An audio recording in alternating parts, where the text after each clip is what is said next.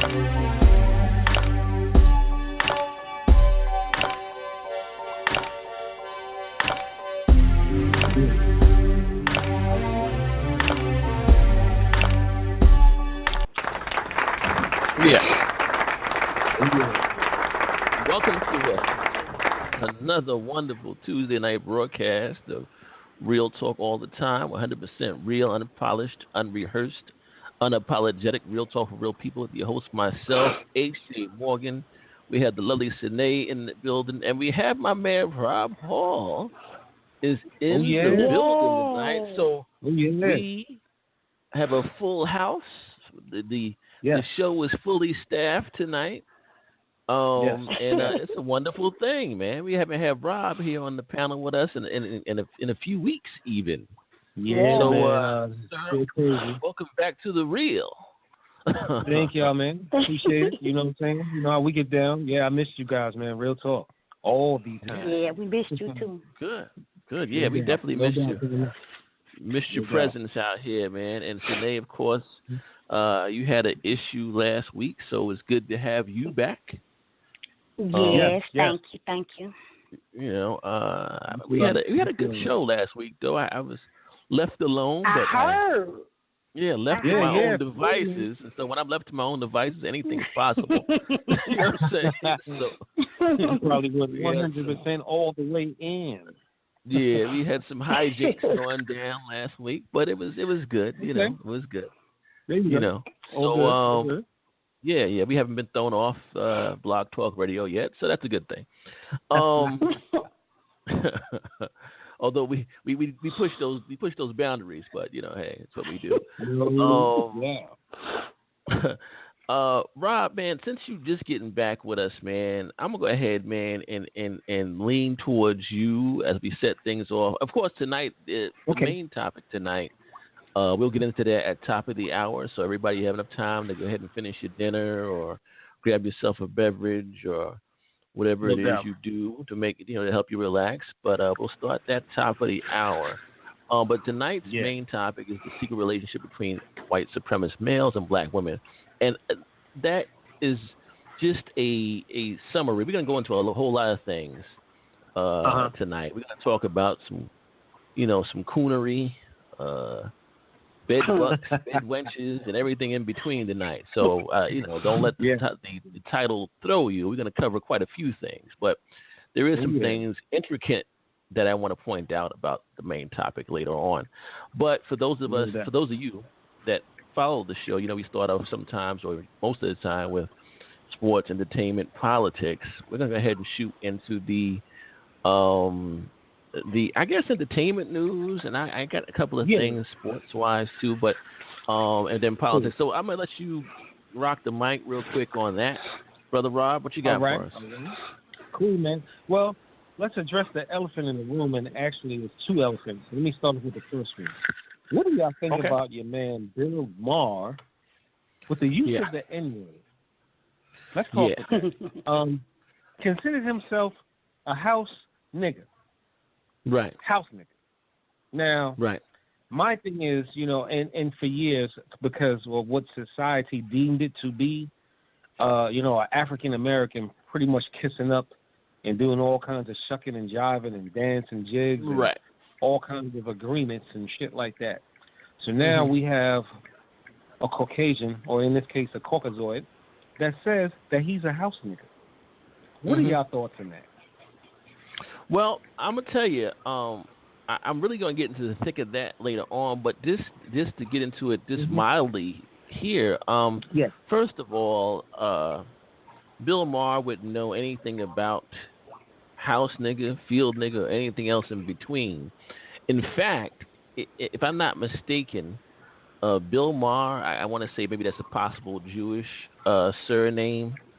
So if anything, it's been researched that Jews in America during the height of the American slave trade, 77% of Jews had black slaves in their homes.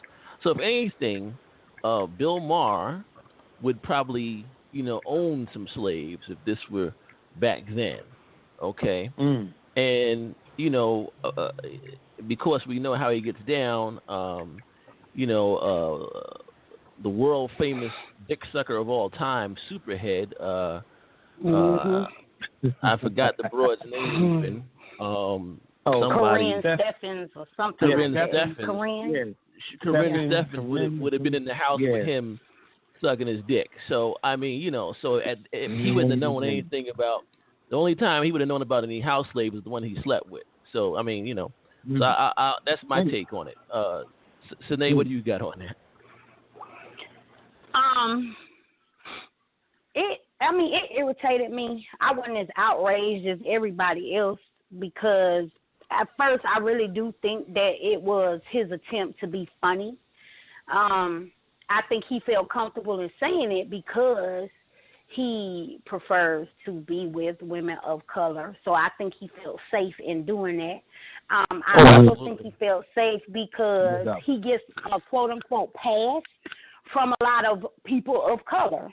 Because there are some things that he says that I do agree with in politics and other things. But that still, to me, should not give you license to just come out of your mouth reckless. I think it was very reckless. I think it was in poor taste, but it didn't enrage me like a lot of people I see that it enraged, only because there's so many other deeper things besides just this white man saying he's a house nigga that I'm more concerned about as far as in regards to my people. So, I was irritated. I don't agree with it. He was dead ass wrong, but I didn't put that much energy into, oh my God, and just going in and over and over and over again. To me, this is not something new. I've seen this in my high school when you have a white boy or Asian boy that hangs with a lot of black guys, and so he feels like he can say certain shit or do certain shit. So for me, it was not new. I've seen people that are not of color take license like that before. So it didn't knock my socks off, but it was an asshole move. No doubt. And it's crazy because now this was just in. I don't know if you guys know who this comedian is by the name of Jay Moore. What's the name? Jay Moore. Jaymohr. I've heard that name before. Yeah, I have heard not. that name before. Yeah, because apparently, right behind Bill, he wound up dropping the N-bomb too, and I guess it was it was something that it was in reference to the rapper Boosie Badass. I guess Lil Boosie. I don't know. I don't keep up. Oh my goodness. Oh my goodness. But I guess your man Moore was reacting. You know to who he is. I'm sorry, Rob. Let me. Jay Moore is. He played in I think it was Jerry Maguire. He was the rival agent. That's who Jay Moore is. If people don't know him by his name, that's who that is. But I'm sorry. Go ahead, Rob. Nah, you're good. Thanks. I appreciate that. Thank you. Yeah, but Moore was reacting to an interview Bootsy did describing how he witnessed fellow prisoner inmates engaging in anal sex. Boosie made several homophobic comments during the interview. And then again, you know, like the Tangerine, I guess he went to Twitter and decided to tweet. So Jay tweeted about the interview, pointing out how Lil Boosie said the N-word like Nancy Houston. So now, when people see that others say it, and especially people of color, they feel that they can say it and get a pass. And in this particular context, it was spelled with an A versus an ER. Now, do you guys think that makes a difference? And for me, I want to start with you. Does it make a difference with an A or an ER? For me, hell no. Does it make a difference if I punch you in the face with my left hand or my right hand? Like, to me, that's how crazy that question is. Like, you shouldn't be saying it. Like, you shouldn't be saying it, period. Mm-hmm. I don't care if it's I don't care if they spell it phonetically some other type of way. No, for me, it doesn't matter if it's ER or A. Not at all. Yeah, no doubt. John, what you got on that, brother? You know, I have to agree with Sinead on that. I don't think there's a difference if it's an ER or A at the end of it. I think that some of these people who, you know, people want to throw into a name them, like say your liberal friends. And again, I'm going to go deep into this later on, but your liberal friends think that if they say it with the A, that they're down with you. You understand what I'm saying? Yeah. And I think at the end of the day, some white people want to use the word just because they want to use it, and if they feel that they can slide it in there as a joke, then they can say, okay, well, yeah, I used the N-word in a room full of black people, and I didn't get stomped out. So that's an accomplishment for them. They haven't been in the room with me yet when they've said it, though. So, but the thing about it is that they say it in their houses if they feel like saying it. You understand what I'm saying? So they say it at home anyway. You know what I'm saying? Mm-hmm. They say it at home in the comfort of their home. It is what it is. But yeah, I don't think it makes a difference. To answer your question, Rob, I don't think it makes a difference if it's the ER, no doubt, or the A. And now they have this thing where people are saying now my ninja, whatever, man. You know what I'm saying? One thing is this: I know, growing up, my mother would be, and most of our parents, you know what I'm saying, back in the days, we weren't allowed to use that word. And you know what I'm saying? We did what we did when we was outside amongst our friends and amongst ourselves, but you couldn't say the N-word in the house. And your mother, your parents, your mother and father would tell you why you couldn't say it. So now, it's almost, I remember a skit with Dave Chappelle, one of his when he did the blind racist black guy. Yeah, and he had the car with the white kids, and they were blasting the music, and he says, "You niggas turn that damn boogity music off." And he pulled off, right? And the two white kids turned to each other and said, "Hey, dude, did he just call us niggers?" And the other kid was like, "Yeah." And he said, "Oh, cool." You know what I'm saying? So I mean, but this is like this a term is mentality. Yeah. So this is one of those things. But no, I don't think it makes a difference, brother. ER. A or ninja, it's the same meaning. We know what you're talking about. Absolutely. Yeah. Absolutely. Got you. Yeah, that's what's up. I gotta ask you one question. I'm sorry, just real quick. Yeah. This is the thing, though. See, so we get into this thing with the semantics of the N-word, where the white people can say it, and we use it. But the thing of it is, Bill Maher never says cracker, on his show, redneck or peckerwood or honky or anything like that. I went to the bar and there was a room full of honkies there. He don't say no shit like that. Yeah. You know what I'm saying? Yeah. And Steve Harvey's coon ass on his show, he never says nothing like, he'll never say nothing like that. Oh, these crackers. You know what I'm saying? Well, he's in a room full of them on his show. So so he's not gonna say anything like that. But I just wanted to throw that in there as an observation. No, all good, brother. All good, man. Yeah. It is real talk all the time, baby. Yes. And then, I wanted to throw this at you guys because now, again, it's stirring up. The pot is stirring. pills. Oh, excuse me, not pills, but Bill Cosby. He's back in court. Yeah. And everything. Got the accuser Adrian Constant, picked the stand in sexual assault trial. So I saw a little bit of the news, and of course, shit happened 13, 14, 30 years ago. Right. But again, trust me, I'm not saying that rape is a good thing or anything like that. If he did it, he needs to get hemmed up. The only thing that I'm saying is, in a case like this, why do people wait like fucking 20, 30, 50 years, to come out?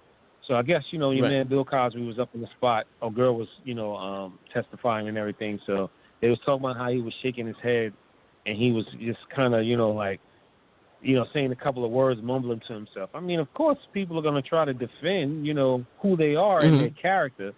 Right. But a lot of people just thought the shit was like, out of turn, if you will, in court.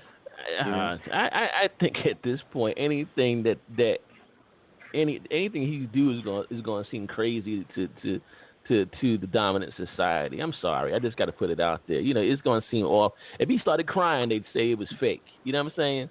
So I mean, it just don't matter. It just doesn't matter. You know what I'm saying? If he farted, they say that was rude. If he dug his nose, they say, what? At this point, anything he does now, because the situation is going to seem crazy or off. You know what I'm saying? But here's the thing, brother. I mean, we talked about this when all this shit started popping off. We had a guy admit that he molested children. While he was on that show. What's the name of that show, brother? What's the name of that show the guy was on? Seventh Heaven or something like that. Yeah. Imagine this shit, a show, Seventh Heaven, that's supposed to be kind of quasi about, God and angels and all this type of stuff, and you raping small children and shit. You know what I'm saying? Yeah. And his show was never taken off. But you said you're sorry. But he said he's sorry. Okay, but that's what he said. He apologized. So it's over. And we were supposed to accept that, right? We were supposed to accept that. Right. Okay, he apologized. Okay. As my booty hole has been fucked up, but he apologized, so I guess it's all right. You understand what I'm saying? So it just boggles my mind. Yeah, it boggles my mind. You know what I'm saying? His show was never taken off. You know what I'm saying? You touch small children, dog. You rape. Right. So, I mean, again, I think it's a double standard. In fact, I know it is. I forgot the other guy we talked about, Rob, many shows back. I wanted, damn, he was the music producer, white dude. He fled to fucking, or was it a movie director? Shit. Yes. Yeah, he was a producer or director. This motherfucker escaped a movie director. Yeah, he escaped to fucking overseas, like someplace where they didn't. Yeah, someplace they didn't have any extradition laws, and they were still giving this guy's awards. Here in America, when his movies or his songs dropped or whatever. Yeah, and he was a bona fide sexual predator. You know what I'm saying? Sexual predator, man, getting that shit in, and this motherfucker living and still getting awards and accolades. So it's like, wow, really? What is that? Yeah. Man? So I think the timing of it, around this, I mean, people keep saying Bill Cosby was trying to buy NBC when all this shit went down. So I want to look at the timing of it. You know what I'm saying? Okay, we waited 30 years. You went to his house 10 times. You felt funny after the first time, but you kept going back. I don't know, man. It's so much shit with this shit. You know what I'm saying? Are y'all talking about before the producer or director? You talking about is it Roman Polanski? Yes. That one from way back, like in the 70s. Yeah, man. This guy, bona fide sexual predator doing shit, and he was still getting awards. He was still getting praise here in the States. Yeah. Okay. They didn't give a fuck. They didn't care. They didn't give a fuck. He was out of the States. Yeah, he was out of the States, and they didn't have no extradition laws and shit. So this motherfucker. Yeah, he was like out of the States for like years, a long time. Yeah. Yeah, they didn't break his stride not a bit, bro. It didn't fuck his flow up at all. At all. So crazy. But I tell you what, in regards to Bill Cosby, I'm gonna say this, and I'm gonna give you back the mic. I tip my hat to Keisha Knight Pullum. She's on code. I keep talking about code on this show. Keisha Knight Pulliam, or Pullum, what I forgot, excuse my pronouncing of her last name. She is on code, and I keep telling y'all on this show, and she's being attacked too. She's being attacked for going with him. Stand fast. That's stand fast. They're saying that she did it for publicity and all that type of stuff. She's on code, and you know why? I hope she stays on code too. We got to start doubling down and staying on code together. They do it all the time. They were on code with Roman Polanski. We got to be on code with this. She's on code. Hell, they on code with Trump, who was saying that he was grabbing women in the pussy. So, right. I mean, and that it wasn't his daughter. And I'm around with mine. That's just how I feel. I'm not saying that if Bill Cosby is guilty. What I'm saying is that he should have to answer to that. But however, what I'm saying is I see people all the time that do wrong shit. That would, to me, I see it as the same way if it was my son. I didn't raise him to be a murderer. If he killed somebody, God forbid, I would hate his act, but I would still be in the courtroom supporting his ass, regardless. That's my son. Right. Yeah. So to me, we need to be down for our people like that, because they down for theirs like that, whether they right or wrong. They're down for them. That's right. Yeah, I mean, a lot of other races are down like that. You know what I'm saying? One of the that's main the thing that we can learn from them is that they do unite and they pull in the ranks and they don't let nothing break that border. They make a border around that person, that issue, or whatever it is, and they try their best to make sure that nobody penetrates that. Nobody. No doubt. We're the only people that's not on code. Everybody else is on code except us. So again, I tip my hat to Keisha Knight Pulliam. She's on code. Yeah. It is what it is. No doubt. That's just up, man. Yeah, man. I know we ran kind of over a little bit, but yeah, man, that's all I pretty much had, man. What else you got for the politics and entertainment? I mean, for sports. I tell you what, just real quick, I'll go ahead into sports. Unfortunately, man, we had the incident with the vandalization of LeBron James's house. Horrible incident. Unfortunate, and it just shows that, to me, it shows that it doesn't matter how much money you make. In a lot of people's eyes, you're still just a nigga. It doesn't matter how high you jump, how much money you make. If you split the atom and decoded the genome or whatever you could do, it just doesn't make a difference. You will be a nigga to many in this country. I don't think it's a small group. I think it's a whole lot of people. You'll just be a nigga.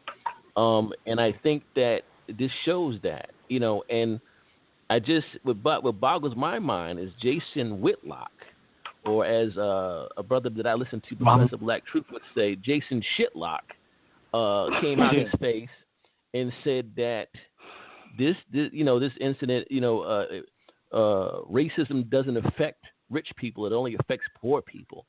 I really think that was the most ignorant comment that this guy, he continues to make ignorant comments. And he's just a damn fool with his big greasy ass. You know what I'm saying? This guy is just too much, man. He's on the coon train, and this, he's trying to be the conductor. He's trying to take Stevie Harvey about the conductor's box and trying to conduct this damn thing. You know what I'm saying? So Jason Whitlock is a damn fool. And then, Sidney, you mentioned in regards to this also, now that there's a reporter that was trying to say that this is a fabrication. Can you expound on that just real quick? Sidney, if you will. I was just looking at where they have come. I was trying to find out, had the LAPD come up with anything else besides what we already know. And in doing that, I came across an article. It's on, I've never seen this website, but it's called OutkickTheCoverage.com. And this reporter actually put the title of his article is that LeBron James alleges racial graffiti, but there's still zero evidence. And he's backing that up by saying that the LAPD, he spoke with someone in in the LAPD department, and said that he spoke with someone who said they didn't have any leads so far, and that they actually did not have, the only picture that they had of the graffiti was the picture that the house managers took, the house staff took of the gate before they painted it over. And so his issue is, if it really happened, why would you paint over that before the police arrived there? And he went on to say that he would not be surprised if he found out that it was a black person who actually spray painted the gate or planted the story, or that LeBron was in on it, because LeBron wants to like make some type of hype and distract people from whatever to him. And there are people that are responding to this article, and there's a lot of people that are supporting what the writer says about that incident in the article. But then there's another. In the article, the reporter also states that why is his article the only one that is questioning this story, and that if other reporters found themselves to be, or called themselves to be, reputable sources of information, and they would be asking these same questions too. So evidently, another reporter came on to this link and like gave this reporter the business and told him, actually posted two links to two separate articles, one in the Washington Post and one in USA Today, and actually said it does make sense that it was painted over, because this house is in Brentwood. And to keep down, the house managers would do that to keep down any type of traffic coming in and people gawking and taking pictures and stuff like that. And of course, LeBron is not living at the home right now, even though he does own the home. And the reporter goes on to say, well, they got the call at 6:44 in the morning, which means it was daylight for at least an hour. You mean to tell me nobody walking in the neighborhood saw it? So he's saying that it really just didn't happen. And he got a lot of support on this link as well. Well, that's always been a tactic used by those in the dominant society when it comes to media. Corporate media has always, when it comes to allegations that blacks make about racism, we've always been doubted. Okay, I'm gonna give you a perfect example, and this all ties into Jason Whitlock's shenanigans as well. June 1st marked the anniversary of the Tulsa, Oklahoma race riot that destroyed Black Wall Street, killed hundreds of blacks who were doing well for themselves, doing extremely well. This part of the country was not only one of the richest parts of the country, they generated so much wealth that they were doing things on a worldwide scale. You had foreign businesses that wanted to do business with those that had businesses in Black Wall Street on the stock market. Okay? So for Jason Whitlock, let me address that one, to say that it only affects poor people. Well, here right there, you had a town full of rich people that they blew the town off the face of the map. Okay? So, and not only that, at the end of this riot, they tried to say, just to show you how the shit hasn't changed, they tried to say initially, all the, years ago when they first reported that only 27 black people were killed. You understand what I'm saying? You have reduced an entire town to rubble, and somehow only 27 black people were harmed. Of course, they had to go back and say, oh, no, there were hundreds, maybe several thousand black people that were killed in this town. So this is nothing new. This has been going on since it all started, and it continues on now. Anytime we make an accusation, it has to be downplayed, the numbers fucked with, all types of shit. So I'm not surprised at all, to be honest with you. No doubt. Yeah, I think one thing that might be interesting is this. Suppose and we're very compassionate. I mean, you have these incidents that are going on overseas where you have, you had the bombing Ariana Grande's concert, and black people being the compassionate people that they are have given their support, over there. And then you had now the stabbing that's going on in London, and then somebody that busted a few people upside the head with a hammer in Paris. You understand what I'm saying? So suppose we started reporting that, I think all this shit was done by white people. I think white people are blowing each other up over there and blaming Muslims. You know what I'm saying? So we could be just as insensitive if we felt like it. You understand? I mean, absolutely. Honestly, and then they have a history. They have a history of running with stories with no proof. We can go as far back.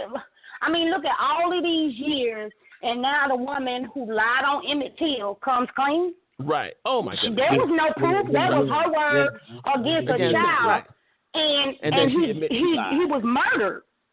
Right. And she lied. And there was no proof that he did anything, that he said anything to her or anything. Which even if he did, it wasn't against the law. It's not a crime, and he definitely shouldn't have lost his life. So to me, it's ridiculous to say, there's no proof.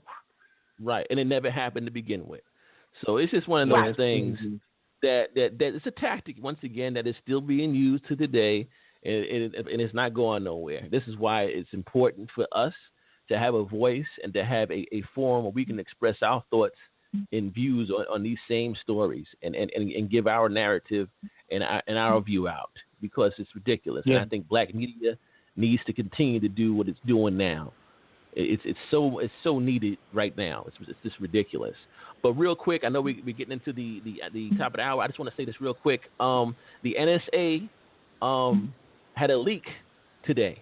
A young lady leaked a story that the NSA was holding on to that said that indeed Russian hackers were either about to make an attempt to hack into,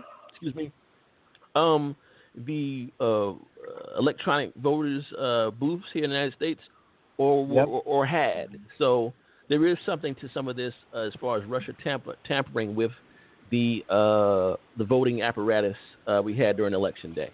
So it was brought up, and in fact, if it wasn't, then the lady wouldn't have been arrested for leaking it. So it's just one of those things. It's so serious that the lady got arrested. So it's just one of those things. So that's all I have there. And unless somebody else has something, Sinead, Rob, anything else to add on before we get into the main topic tonight? Yeah, man. Now we can move on to the main topic, baby. All right. So I'll tell you what we're going to do. And I see you out there, 3033, your last four. I know you pressed one a little while ago. I'm going to go ahead and bring you in here momentarily. But let's take a 50-second break and come back top of the hour with the main topic. By the way, the call-in tonight is 657-383-0612, 657-383-0612. Our phone lines are open, and the chat is open. We'll be right back. 50 seconds.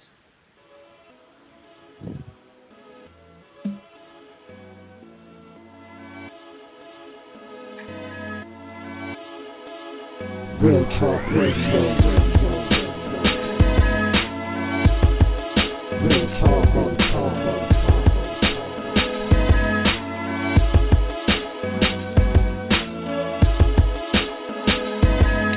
100% real. 100% real. 100% real.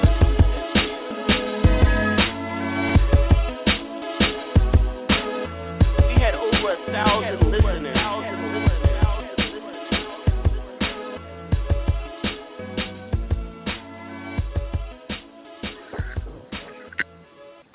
Yep. Welcome back. Not for nothing, I just want to say one more time, 657-383-0612 is the caller. Press 1 to talk to us, and the chat is also open. So, the main topic tonight, the secret relationship between white supremacist males and black women. So, I wrestled with the title of this particular broadcast, and I was trying to figure out the right wording to use. And I came up with that, and I'm going to tell you why. Looking back at certain trends, if you will, maybe that's the wrong term to use, but this certain situations. You had Thomas Jefferson, okay, Sally Hemings. Yeah. And I know for a long time people were trying to say, "Oh no, Thomas Jefferson loved Sally Hemings." Sally Hemings couldn't have rejected Thomas Jefferson.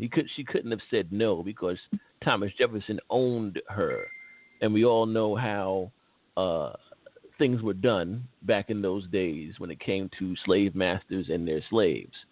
So basically, he raped this woman for 30 years and disowned any children that came of that relationship, if you want to call it that. So basically, she was his bed wench, whether she wanted to be there or not. There's many stories like that throughout that period of time. So we flash forward a little bit to somebody like Strom Thurmond. Strom Thurmond, for those that don't know, was a politician in the South. He had an infamous speech in which he said, segregation today, segregation tomorrow, and segregation forever. Meanwhile, what a lot of people don't understand or realize is that Strom Thurmond had a black mistress that he sired a child with. Okay? That's right.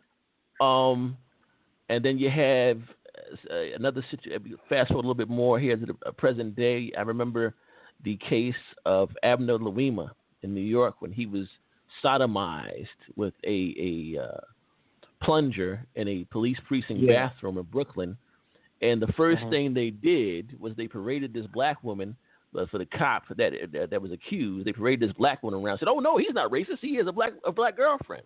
And we've seen this time and time again. These racist cops kill somebody, shoot somebody, and they the first thing they do is drag this black woman out and say, "No, he's not racist because he has a black girlfriend."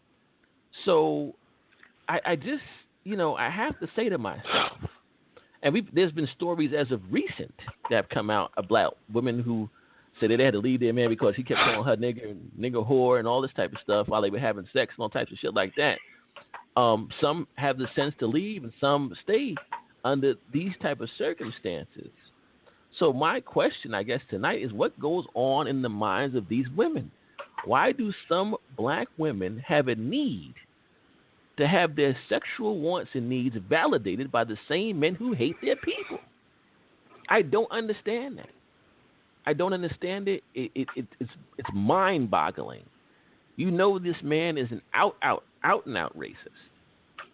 Okay? And this is not something that you find out after you got married. You've seen tendencies with this motherfucker. You have. You understand what I'm saying? Your intuition is you trying to tell me that suddenly now this, female intuition is somehow off and then it turns on week 2 of the marriage. Get the fuck out of here. You understand what I'm saying? So my thing is this, man.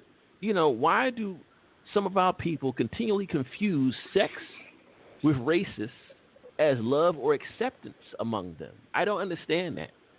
And I'm gonna give you the mic, Sinead, first. I know you're the only sister, woman of color on the panel right now, but I gotta ask you that. Why? What in your mind as a woman of color?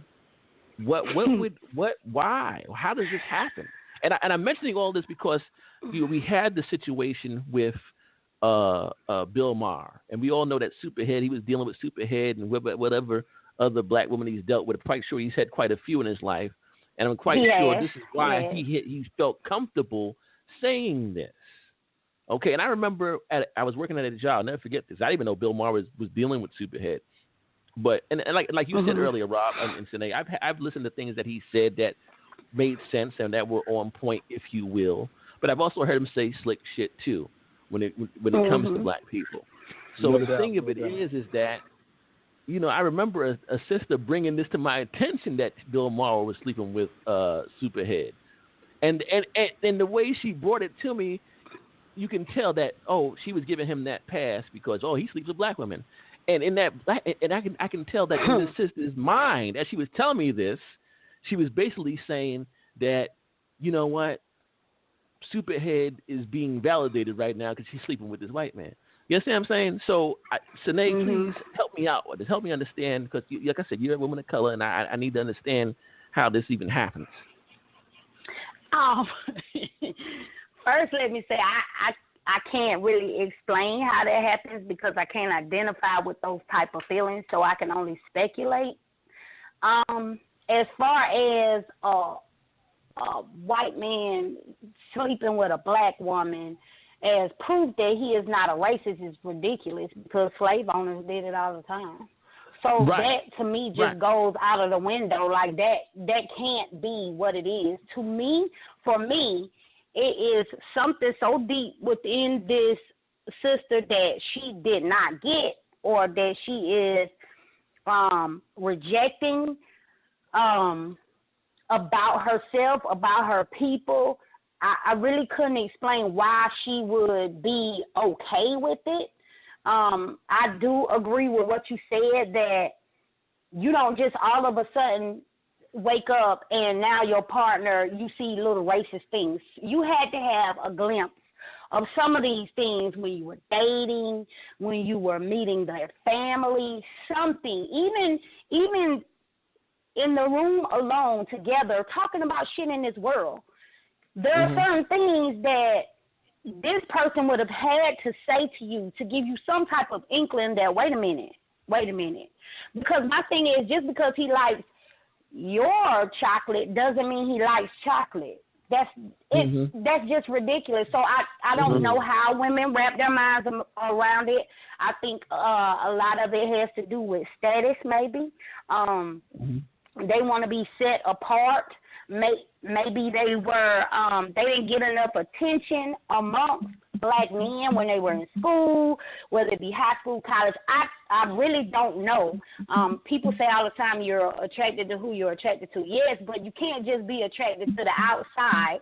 Like, you should be attracted to what type of person are they, what type of fabric are they made of, what are their viewpoints on life, on children, on the world, on other colors, other religions, anything like that. So to me, I think that black women who do lay with men that really are racist, are bigoted, have a skewed viewpoint of who we are as black women, I think those women are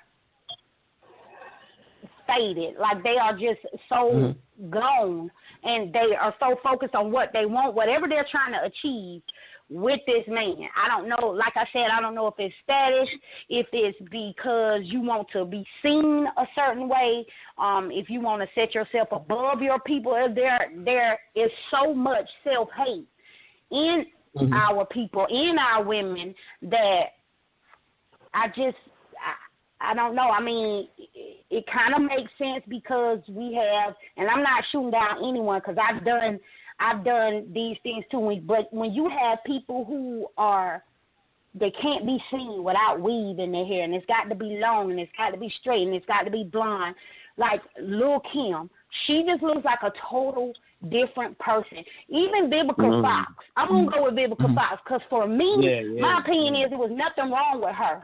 And to me, for all of these black women to say, all of a sudden, everybody has nasal passage issues, and that's why they got their nose done. That's what, it's bullshit. That's bullshit. Bitch, you've been breathing for over 40 years, and now all of a sudden, you go get a nose job. Like, that's the shit that pisses me off. When I see our people, we've been okay with ourselves for so long. When I look at pictures from the 70s, you see everybody, I don't care if their afro was perfectly round or if their shit was lopsided. Nobody felt fucked up about who the fuck they were. Nobody was like plastering on makeup and trying to make sure their hair was a certain way and lightening their skin. And I just feel like we're lost. And I feel like when we make ourselves look like that, we're congratulated. I don't think that we should be belittled because I don't think that's the way to go. But when you continue to see droves and droves of women, pouring money into a situation just so a man can clap and say, oh, you look pretty now, that's ridiculous. We're lost. And so what needs to happen is it needs to be some redirection. Instead of being ridiculed, maybe like how I do my daughter right now. Right now she's walking around my house. She has 2 Afro puffs. The reason why my daughter is okay with her hair is because I've always been okay with her hair, and I've always let her know her hair is fine, just the way it is. She doesn't need to be like anybody else. You know, and I think that we need to reinforce that amongst each other as peers. I think as women, we get down on each other so bad that sometimes we are the ones that force each other to try to live up to something. It's not always the man. A lot of the time, it's our peers, it's other females saying what this woman looks like, what she's lacking, what she should have, what she shouldn't have. You know, and I think all of that mixed together is what makes it okay for these women to maybe escape reality or their people or what. That's just my speculation. I hear you. All right. I'm going to go ahead and start bringing some callers in. Rob, I'm going to get to you, and then I'm going to have some comments behind this, too. But it's just, I find it's interesting, and in certain aspects, I think it's even dangerous when these women are actually almost protecting and taking up for their white supremacist boyfriends or husbands. I really find it very I think it's dangerous, actually. Honestly, but we'll get into that here shortly. I got a caller here. Caller 3033 is your last four. What's your name and you're calling from, please? Hey, this is D. Craig from Texas. Hey, D. Craig. How you doing, sir? Hey, D. Craig. Pretty good. Yeah, you got some good stuff there. You know, I really don't have an answer to the women. The one quick thing I want to say about the Bill Cosby, though, is what got him in trouble is they unsealed that court record on a previous case. And here's my question. You know, Bill Cosby, if whatever he did, he ain't the only one that did it. And there's dozens more white folks that probably did it more than him. I want to know, that's right. When are we going to unseal those other records from other people? You know, that's one thing people got to think about. That when he got his records unsealed, that must have scared the hell out of a lot of rich white folks calling their attorneys, make sure my stuff stays sealed. But back to these women, though, I'm glad you made this one point. I don't think people make it enough, is that in the slavery, these black women were straight up raped, just abused. I mean, they had like brothels back then. They just had all these fish. Just go ahead and go sleep with the Negro women. It's just total humiliation. And I think what's happening, the loss of education to the black woman in the newer generations is happening. I mean, it's like I still need to get my kids to sit down and watch Roots because their mother didn't want them to watch it yet. But I think it's ridiculous. It's like Roots used to be on every year at one time, and now I'm talking about the original one. But it's like they're trying to whitewash it and not bring that up. But if that's the whole thing. Now, Chris Rock made a point that most black women don't like white men. They just want guys that are pretty boys with the money. So the only time I've seen black women with white men is when they think I'm no broke dude. It seems like they think they're gonna be able to get to that standard, that level. And, they're rolling the dice, and I think they just think that they're gonna be treated like a queen and all that. And they don't. They got to do their due diligence and research if they're gonna go on the other side. Especially a person that's been in America for years. Maybe a foreigner would be different, but if he's been American, his relatives been Americans for years, you may want to think twice or do some more research because anything can happen. And even if he doesn't do it, dang it, you got to deal with the family members. See, I just couldn't deal with that aggravation. My strength is getting along with family members, and I would just be upset if I got into a relationship and I had to worry about other family members just hating me, But I get off Right. No, I get it. I totally get it. I understand where you're coming from. Rob, comments from you, sir, before I bring the next call in. Yeah, I tell you, man, just going off of some of the things that Sinead said and even the man D. Craig, I mean, the bottom line is looking from what happened in the past. And then sometimes it goes to while in Rome, do as the Romans do. A lot of black women have seen, black men gravitate to white females, and things of that particular nature. And then also, in certain senses, people feel like it's a come up, if you will, to go to a person that supposedly has this prestige or power or whatever the case may be. You know what I'm saying? And they allow certain things to happen. But Sinead, you said something that was paramount. There's red flags and bullshit flags and a whole bunch of things that alert people, if you will. But again, and I'm not knocking black women, I'm saying women in general. some women are very nurturing, and some women feel that they can mold and change an individual into a certain, type of way. You know what I'm saying? So sometimes they allow certain shit to happen, hoping that it'll go away eventually. But now, okay, after they talk reckless, then there's some type of form of abuse. A couple of slaps here and there. Now you're falling down the stairs and bumping into places and shit. And you're letting this shit go on and on and on, and then it festers. And unfortunately, like anything else, it becomes a learned or past practice. Like what man D. Craig was saying, along the lines of, you go back to slavery, you have some people that just got so used to certain aspects that they got numb to it that the shit didn't matter anymore. And then sometimes it's just passed down, generation by generation. But at the end of the day, man, I mean, it's about choices. And I think a lot of people just feel that they have to settle for less or settle for abuse in this particular case. You know what I'm saying? Right. Well, I just want to say this, and Rob, wonderful comment, brother. That was on point. And here's something that I want to add to this also. This is something that's even being kind of shown in TV shows. Now, even this guy, what's this dude, Medea? What's this guy's name? I forgot. Tyler Perry had this show, I believe, that he put out, and it was basically about this black woman. She was with her husband, black man, and they were going through some things or whatever. You know what I'm saying, in the struggle or whatever. And she was working at some corporate place, I believe, or something like that. And she started wanting her boss, this white dude and shit. You know what I'm saying? Yeah. And basically, at the end of the day, you know what I'm saying? The white boy, she left her husband, and the white boy shut her ass down. You understand what I'm saying? He played with the pussy and everything he wanted to do with it. When the truth came to fruition, he went back to his white wife. It was just a thing. I think the wife confronted her about it, and then she was kind of left there, and she thought she's gonna go back to dude, and dude had blown up now. The black husband, you know what I'm saying? He finally got his footing, blew up, and then she was left out there looking fucking crazy after that. You understand what I'm saying? So, the family that prays. That's what you're talking about. The family that prays. Yeah, one of them. Yeah. So, oh my goodness. Yeah.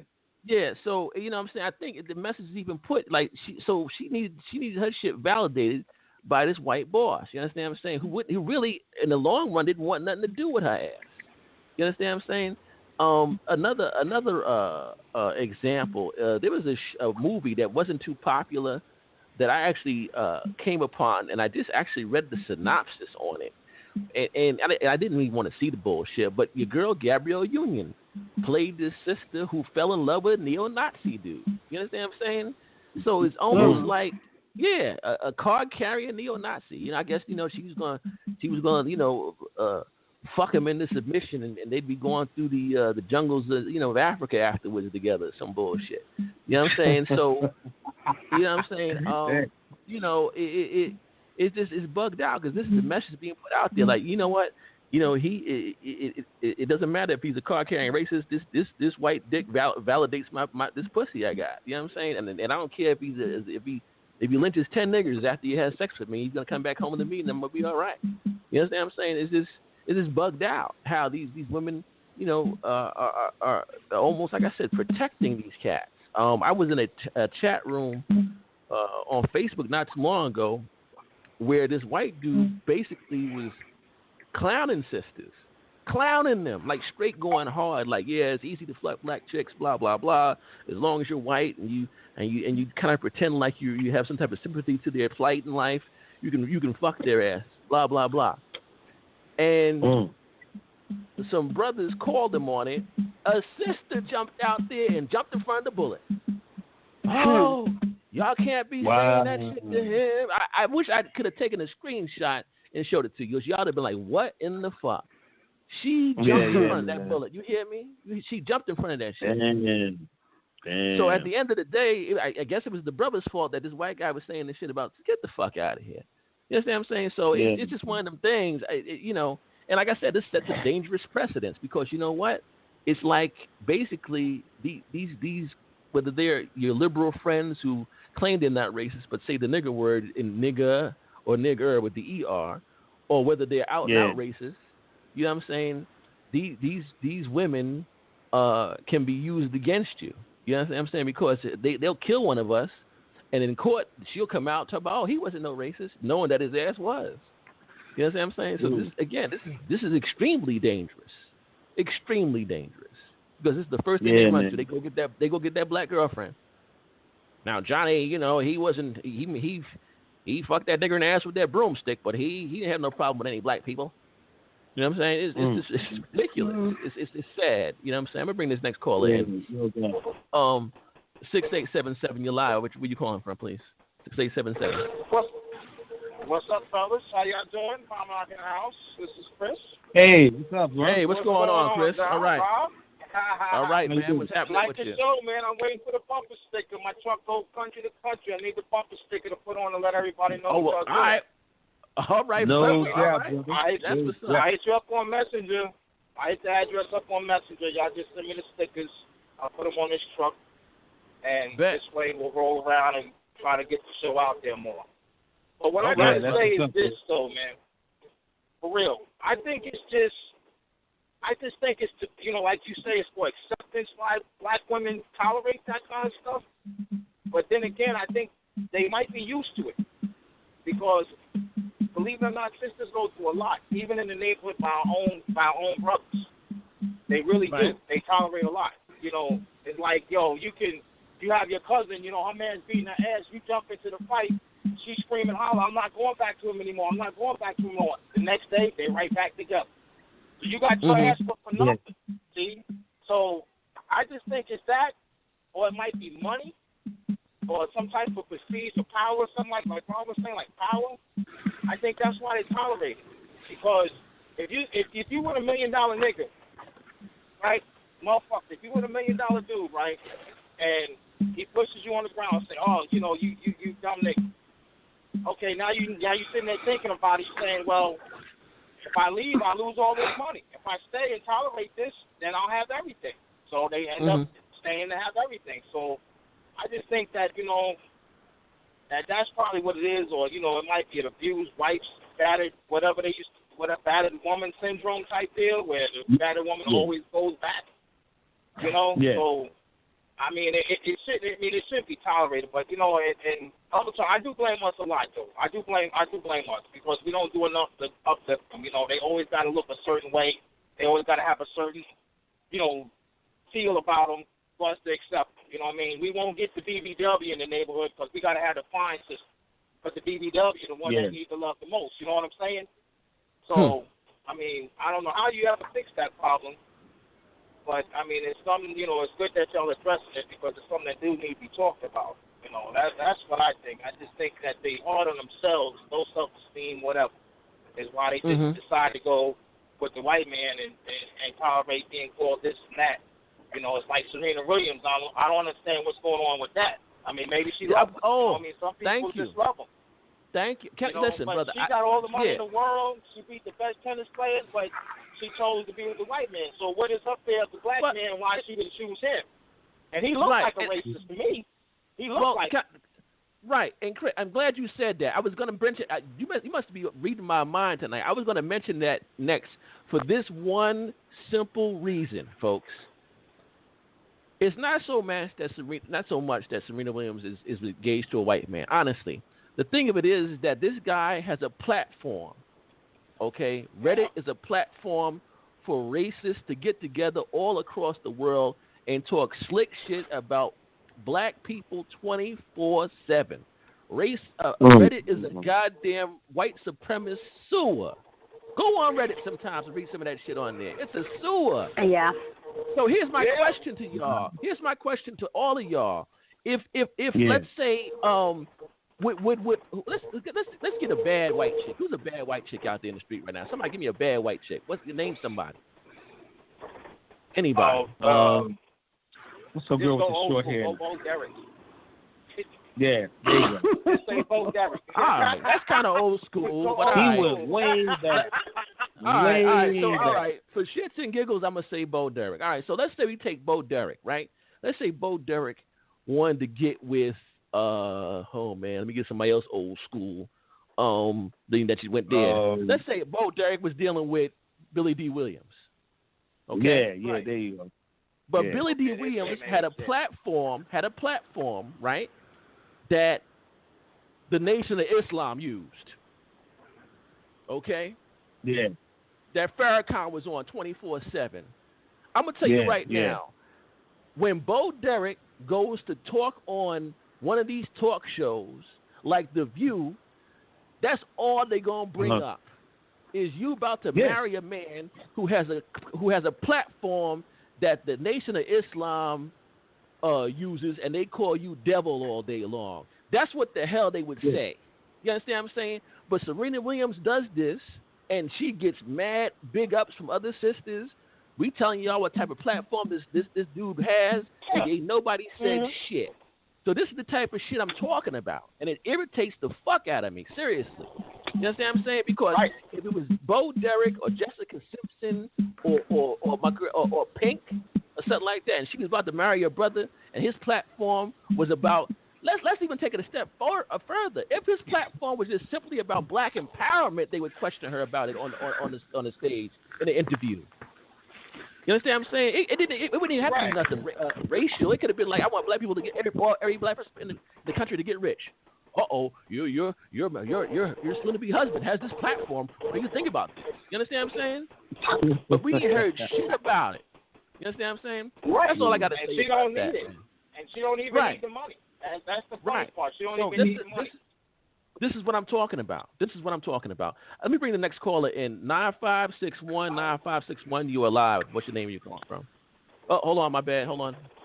Hey, everybody. Now this is you're Shell. live. Hey, Shell. Welcome back to the show. Hey, everybody. This is Shell. Yeah, what's up, Shell? How you doing?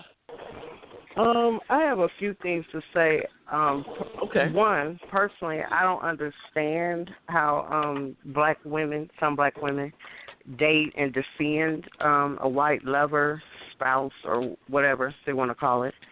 But I have a personal experience myself, and that's how I know I can't do it. As a young person going into high school, I had met a blue-eyed, blonde-haired, typical, quote-unquote, God. And he was interested in me. And really, to be honest, I was shocked at first, thinking he looking at me. Because why? Because my own people for so long, because of my dark complexion, had called me black and things like that, and brothers had acted like he wasn't accepted. So when me and him did deal for a minute, but what I found in that and what taught me a lesson is that he couldn't handle it. His mama was racist, and she would call me names. He would be on punishment, and she knew we was in contact, whatever. So eventually, as the years went on, they moved away. She moved his ass away. And so we lost contact and everything, and over the years he would ask about me. And finally, as adults, we reconnected through Facebook. And he's successful in everything, and you can still tell he wanted the black flavor. But what he said to me was he had settled and went on to the blind side. But what he said to me, even though he still has a taste for the black flavor, he said those relationships never work out because it's too much trouble. See what I'm saying?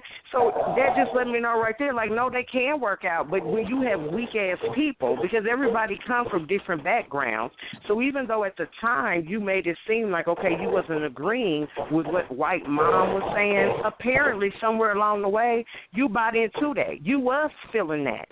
And so I cannot believe that these women are with these men, and the men never have any kind of an opinion against black people, or they never express it, and the woman never knows it. I think that sometimes you have to hinder your conversation, and so you can't talk about certain things with your mate. And I don't want to be stifled. I want to be able to express myself. It's a bad fucking day. If black men is out here getting gunned down, I don't want to come home and I say that, and now my man is looking at me like, oh, I'm just overreacting. I'm exaggerating. It's really not that bad. They have signs.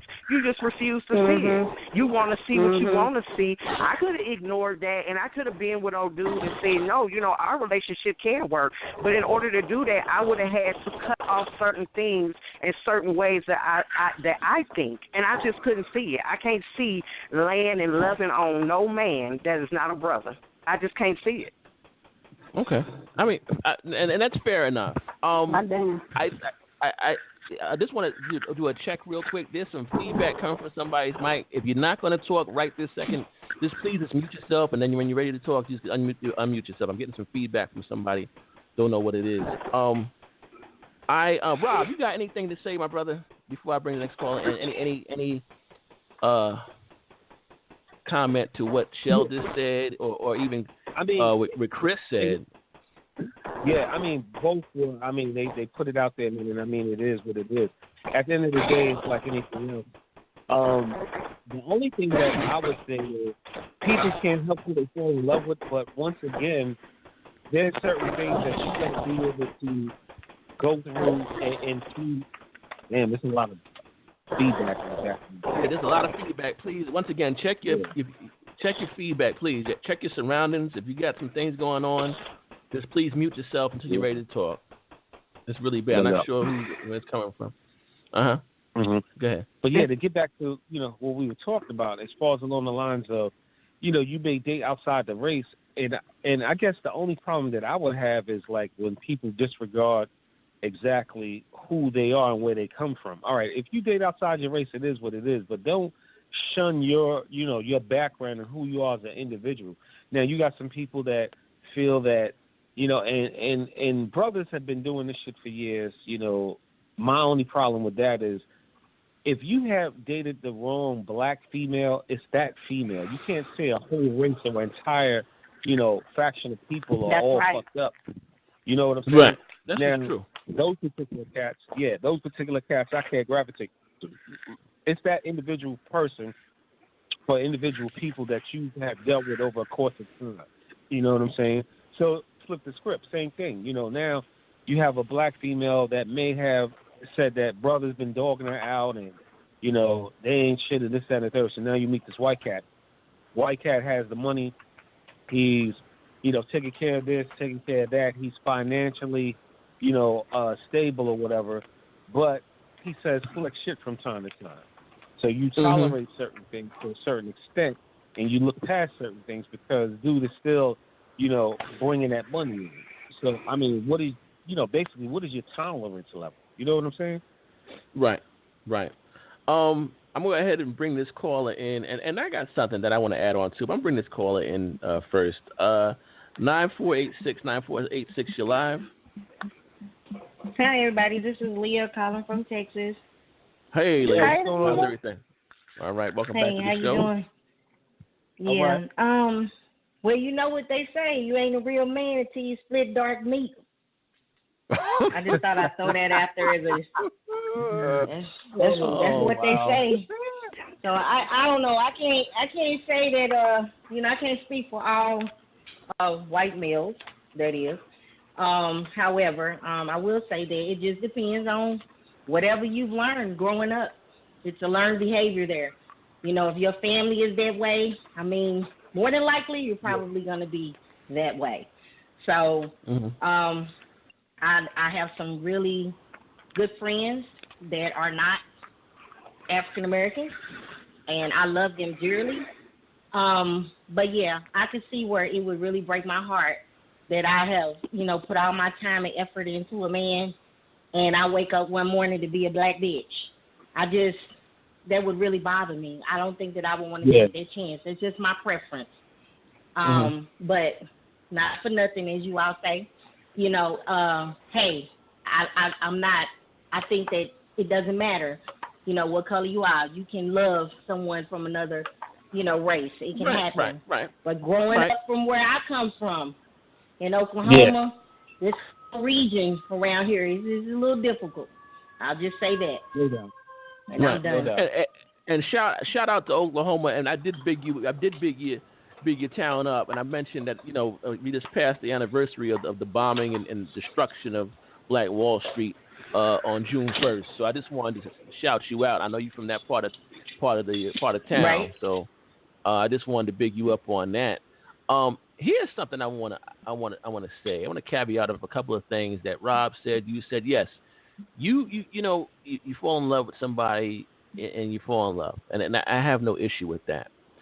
But the thing of it is that when this person put it like this: we have to do some type of vetting when it comes to the people we deal with. When you deal with anybody, I don't care if they're the same race as you. You got to do some type of vetting. But when you cross that line, I think we have to even do some vetting more so. It's like I said, just because you having sex and you having a good old time doing it, does not mean that person has some type of love for people that look like you. You understand what I'm saying? There's been numerous reports of women, sisters that have been talking about how, another sister, she was in something recently, a few months ago, I saw a report. Woman, had to divorce the guy. She has kids with the guy. And now the husband's telling the kids to refer to her as that nigger. And that's their mother. You understand what I'm saying? So I'm like, wow, man. This wow, okay. You understand what I'm saying? So, and this is what he's trying to make the kids call her a nigger. So it's just really, it's crazy. So again, there has to be some type of vetting that you do. Like, is this person on the up and up? But again, I think, go ahead. Go ahead, I'm sorry. I agree with you, but I think that also goes for black men who run to women of a different color that's not their color. They're not brown like them, and for some reason, for me, what I have seen, especially in the I would say, I guess, entertainment, anybody that's famous, that's known, it seems to me that not only do they choose a woman that is not of color, they choose a woman that's not of color, and then they set her on a pedestal like she's better than the woman that he came from, than the women that he grew up around. So to me, I guess I want to say the hybrid of Stockholm Syndrome, it goes across the board. It's for women, and it's for black women and for black men. And I think that that's why we see more black men with white women than we do when we see black women with white men. So to me, it goes both ways. Yeah, you should be looking deep before you leap. That's what my granddaddy used to say, and that shit is the truth. You should be looking deep before you leap, because what looks good and what feels good may not always be good. And I think that people don't understand either that when you fall in love with somebody, yes, that's two people. But I think what people have to understand is too, whether it's two black people or a black and an Asian or whatever, when you're together, yeah, that's y'all relationship, but your relationship affects everyone that's connected to you in some type of way. So you have to give that some type of weight. I'm not saying that because your parents don't like this person or your friends don't like this person, you're not with them. But you have to understand that it is going to affect certain parts of your life. Now, if you're not strong enough in your convictions, if you are not well-versed in what you're talking about, you're going to get shut down every time. So for me, it goes both ways. It's black women, but it's black men as well that should be doing that. Can I say something? Yes, go ahead, Sha. I also have made an observation. I think we all can agree that there's a deep-seated hatred and fear, it seems, of just the black man and masculinity of the black man in general in this country. It has been since back to slavery. And it was made an observation recently. I don't have any daughters. I raise all boys. And so I was just thinking one day, of course I have nieces, but I've never had to buy Barbies or anything like that. And when I played with Barbies, Ken was white. So I was just thinking, do they have a black Ken? Because I have never seen a black Ken. So I Googled it. And when I looked up, they have him. His ass is on there, and he got different shades. They got chocolate African-American Ken, and then they got a little caramel Ken and everything. But my point is, when you go to the stores, You don't see black kin. When you were in the homes, like my nieces and stuff, I've never seen them with a black kin. So it's like black kin is not pushed and advertised. I've never seen a commercial with him on there. Even though he's existing, it's like he's in the background and it's very far and few in between. They still don't advertise, but it's okay for the black Barbie, and you'll put her out there, and you got the white kin, but you ain't going to advertise this black kin, but he does exist. Wow, you got to get him on Amazon. And that's where it starts.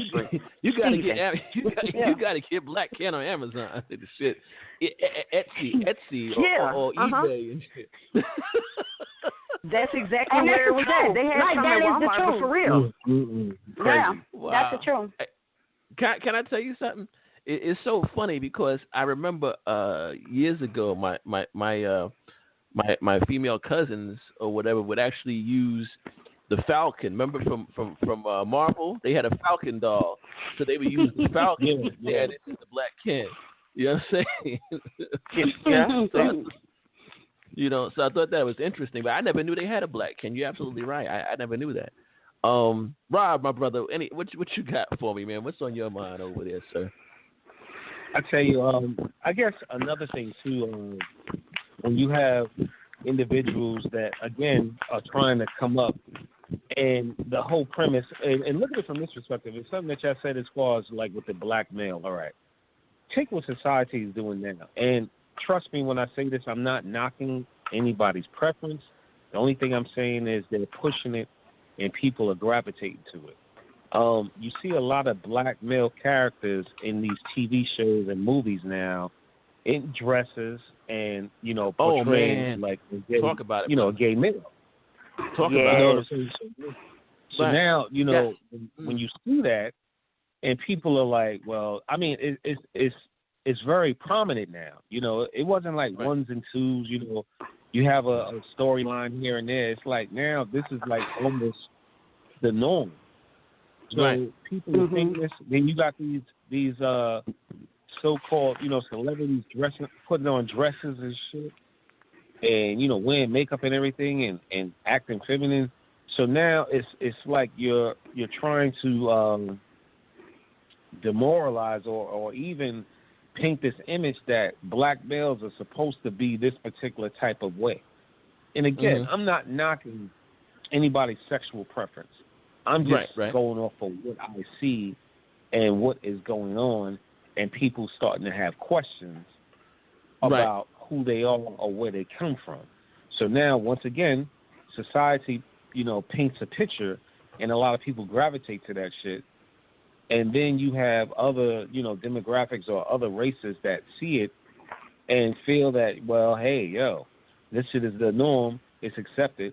So this is why I can do or say what I want to do and go from there.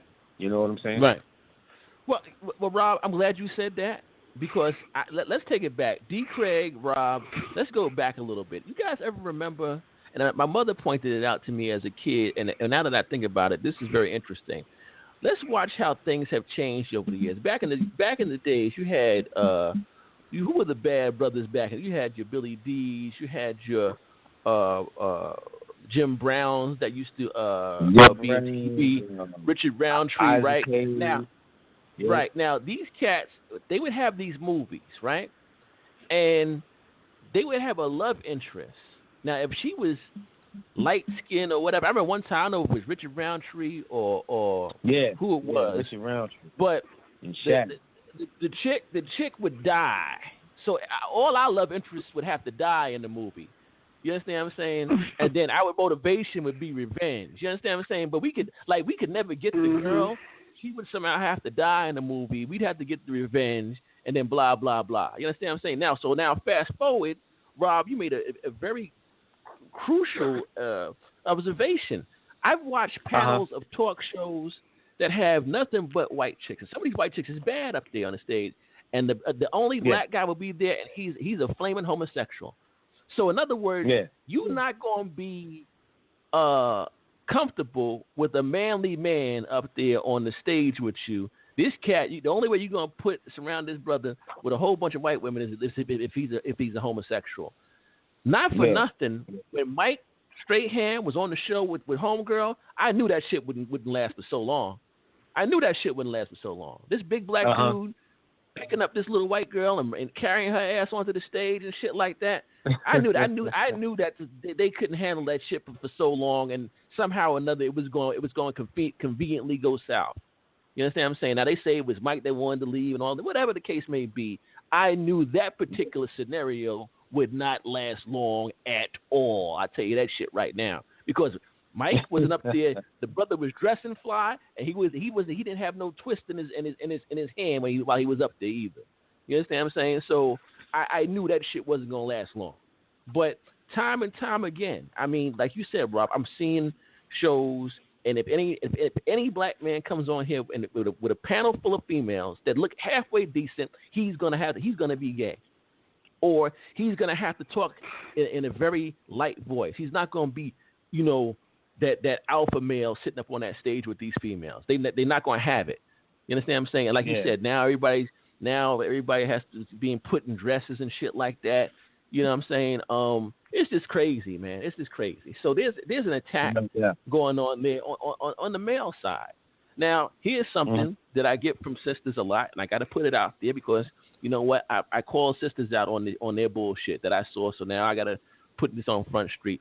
A sister asked me the other day, she said, why is it, okay, fine, you want to date a white woman, but why she got to be some fugly chick? Why? And then you pulling her around in the mall like she the baddest bitch on the planet. And there's some big old fat overweight chick. She got chin hair and stuff like that. You know what I'm saying? You know what I mean? So, you know what I'm saying? So I gotta, I have seen that as well. I have seen brothers take it there too. I have seen brothers mess with some white chicks that nobody else would ever want to mess with. But in his mind, he's doing something. In that cat's mind, he's doing something. You understand what I'm saying? So I had to put that out there as well, man. You know what I'm saying? It's like, all right, if you was into, if you into big chicks, there's some big sisters out there that need some love. You know what I'm saying? But I know that's right. You know what I'm saying? You know what I'm saying? Hey, listen, she's big and she can fry some chicken. You know what I'm saying? So, I don't know, man. It's funny like that. It's crazy. But I have to mention that because, like I said, I see that a lot. Another thing with brothers, and you know what? In my younger years when I first joined the military, I was doing my thing, and I noticed something. And I think we lost Chris. Chris is off the line now. And I want to thank him again for calling in and shouting us out. But he mentioned something about maybe sisters dealing with white men who come from overseas. Now, here's my thing with that. I'm not going to lie. When I was in Germany, I met white women who they loved brothers. Like there was no pretending that shit. Whereas here in the States, many white chicks would mess with brothers more of as an exploratory type of deal. And if they felt it was getting too serious, they would say, you know what, yeah, it's cool and everything, Leroy, but I'm going to go ahead and go back to Tom after this is all finished. You know what I'm saying? And they would put you and let you know, like, this is just going to be this little thing. You understand what I'm saying? So they wasn't going to take it but so far. That's been my observation and experience when it comes to that type of thing. The white women in Europe was all the way in, where many white women here in the States was like, I'll dip my pinky toe, but that's about it. You understand what I'm saying? So, and I mean, things have changed now, but that's what I observed, early 90s, stuff like that, that time frame, No doubt, man. Yeah. But Sade, you've been quiet, my sister. What do you got for us on this whole thing? I thought I had talked too much. Nah, you good. On what part? Well, as far as black... I flipped it back a little bit. I put the sisters on Front Street. I wanted to know your thoughts on seeing the brothers. How does that make you feel? When you see a brother walk down the street with a 400-pound white woman, when who don't look like that, and meanwhile he's like, for me, it wouldn't matter if she was 400 pounds or 4 pounds. Like, it wouldn't matter to me. That really,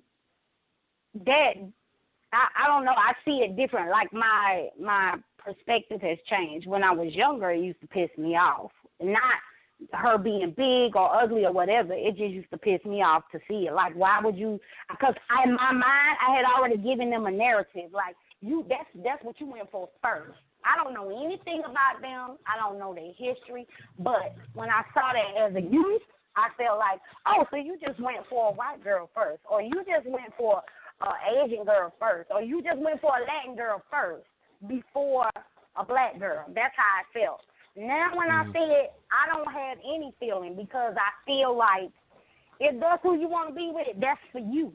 And so if that's for you, then that's good because a dude that would want you definitely would not want me. He would not, like he wouldn't fit for me and fit for you. There's no damn way.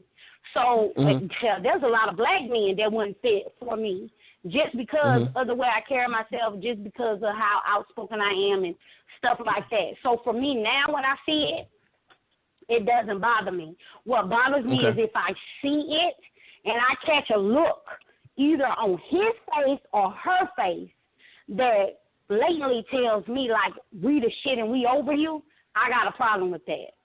Like, that's when I get an attitude. That's when my back stiffens up because to each his own if that's what you want to do. I would feel that way if, I feel that way now. If I'm with a man, if I'm dating a man, I've had skinny bitches look at me. Well, what the hell is she doing with him or what the hell is he doing with her? So you see what I'm saying? It goes, for me, it goes the same way. Once I get that look, then there's an issue for me. Then I have a problem. Then I'm going to give you a look. If you say something, I'm going to say something twice as loud and twice as much. And we can go from there. Like, I can get down however you want to. But when I see it, I'm not infuriated or anything like that. I feel like if that's what you want, that's for you. I know what I want, and that's what I'm going to stick with, what I like. So it doesn't bother me to see it.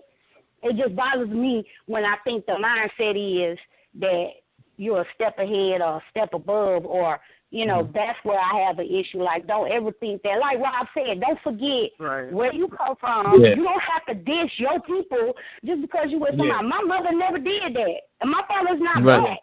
My mother never did that. And my father never did it. Like, I never felt that difference in my house. Yeah. You know, so, and my grandfather was a full-blooded white man. So, you know, I grew up with all different shades and tones and foods and dialects and all of that. But what I'm saying is when you feel like you better, that's when there's a problem. And that's what I was taught in my household. You ain't better than nobody, and damn sure ain't nobody better than you. No doubt. I feel you. Wow. D. Craig, man, you've been quiet, sir. You got any comments on the latest volley of comments? I'm just listening. There's a lot of stuff out there.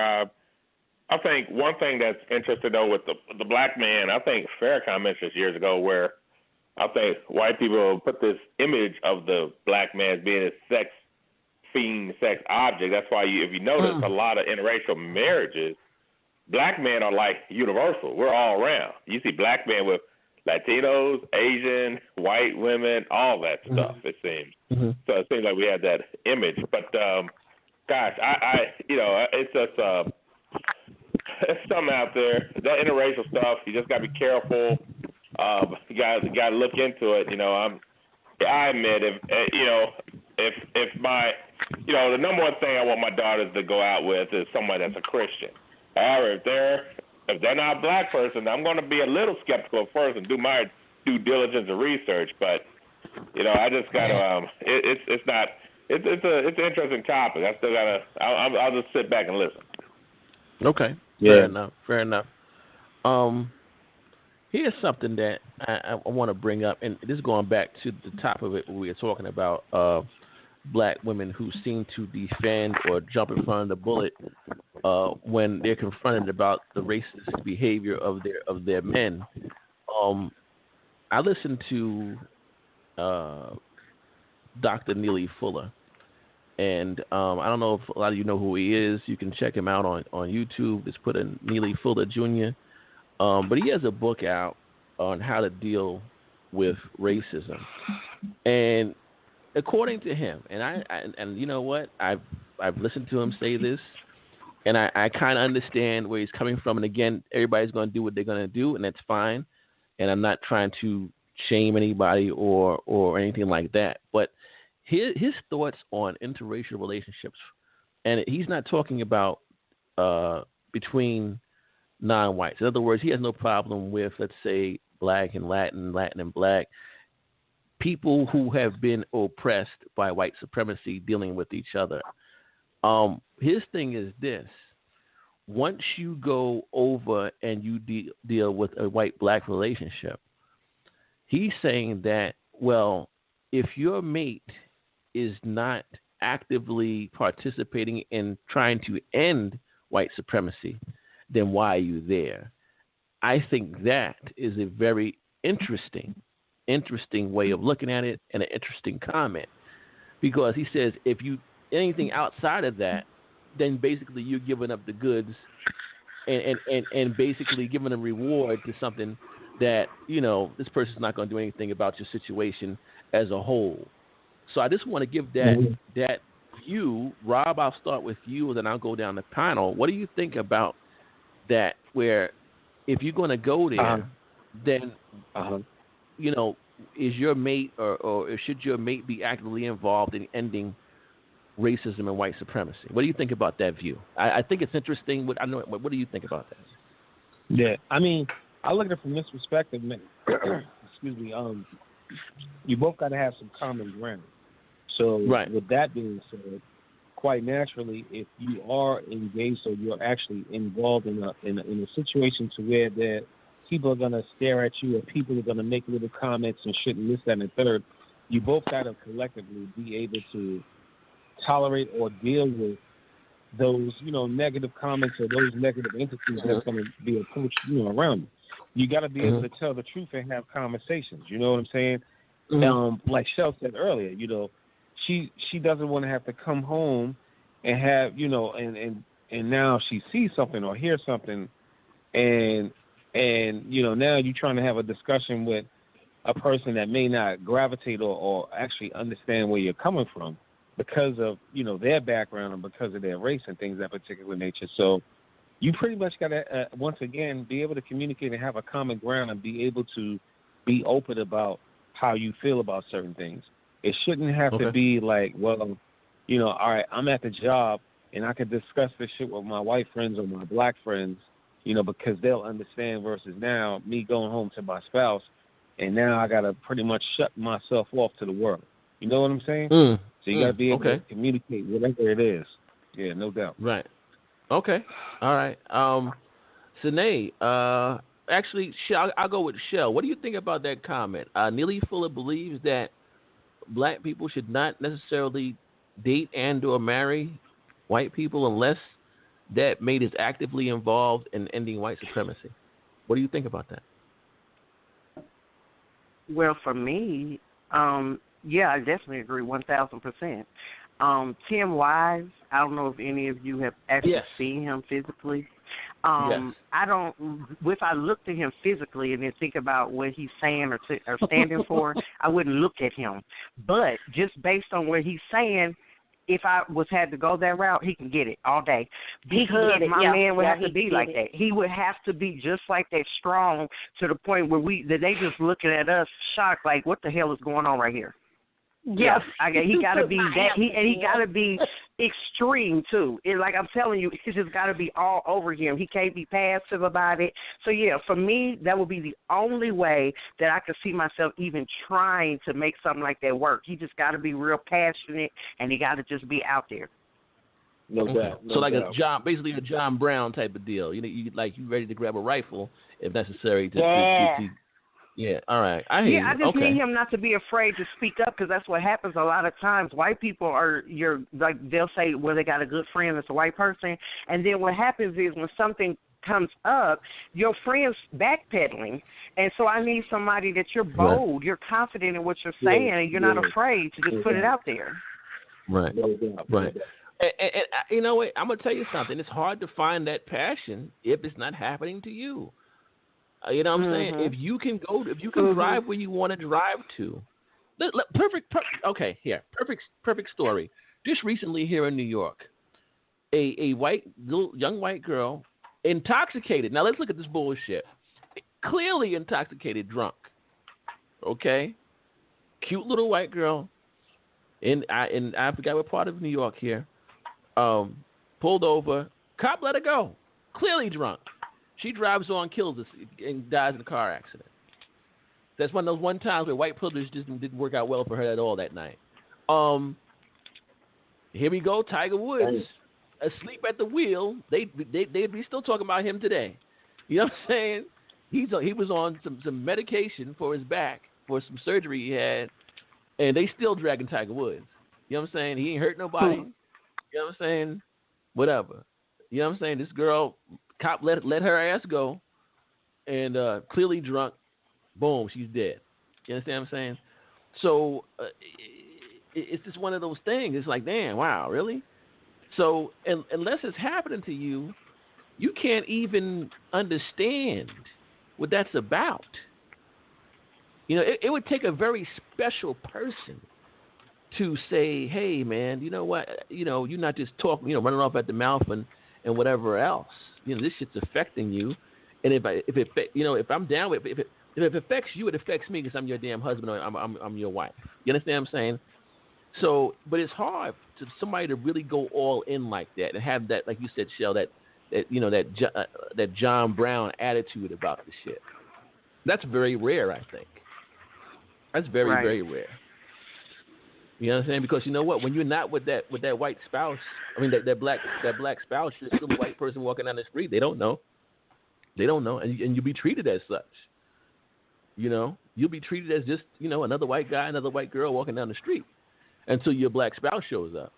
You understand what I'm saying? So it's just very interesting. There was a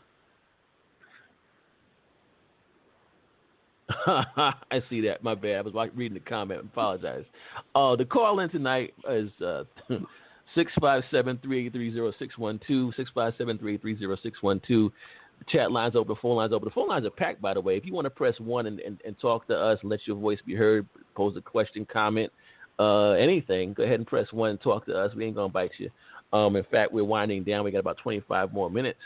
But I just want to say this. There was and I want to ask you about this, Rob and Sine and everybody else. You know, there was a movie that came out called Loving. And it was based on an interracial relationship in Virginia back during the height of the Civil Rights Movement, or even maybe before the height of the Civil Rights Movement. Young black female was, you know, a white male. They were fighting for the right to be together, and they had, you know, they went across state lines to get married. I think they got married in D.C. or something like that, and they still were catching hell in Virginia.